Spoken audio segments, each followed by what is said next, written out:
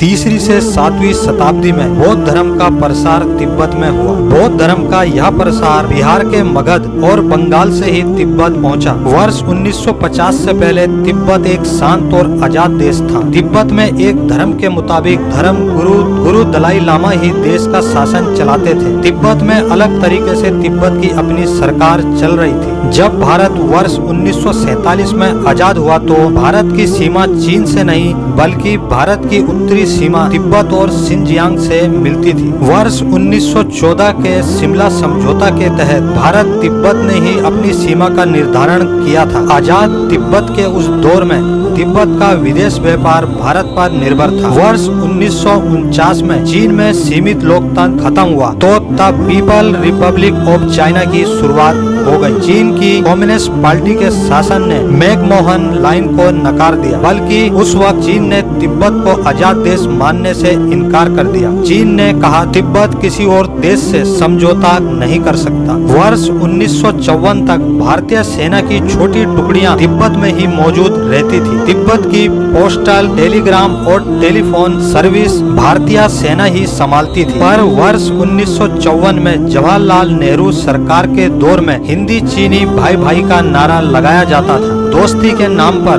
भारत ने तिब्बत से अपनी सेना की टुकड़ियों को वापस बुला लिया। अब जो सुविधाओं को भारतीय सेना संभालती थी उन्हें चीन को सौंप दिया गया। धीरे धीरे तिब्बत चीन पर निर्भर होता चला गया। चीन ने षड्यंत्र करते हुए भारत और तिब्बत के संबंध खराब कर दिए। वर्ष 1959 तक चीन ने सेना के दम पर तिब्बत पर पूरी तरह से कब्जा कर लिया। चीन जिस वक्त तिब्बत पर जुल्म कर रहा था, सेना के दम पर तिब्बत के लोगों का शोषण कर रहा था, उस वक्त नेहरू सरकार भी हाथ पर हाथ रखकर बैठी हुई थी। उस वक्त के दौर में दलाई लामा को भी चीन की गोलियों से बचकर अरुणाचल के रास्ते भारत आना पड़ा था। तभी से भारत तिब्बत के लोगों की शरण स्थली बना हुआ है और दलाई लामा भी भारत में ही रहते हैं और चीन ने किसी माफिया की तरह जबरन तिब्बत पर कब्जा करा हुआ है।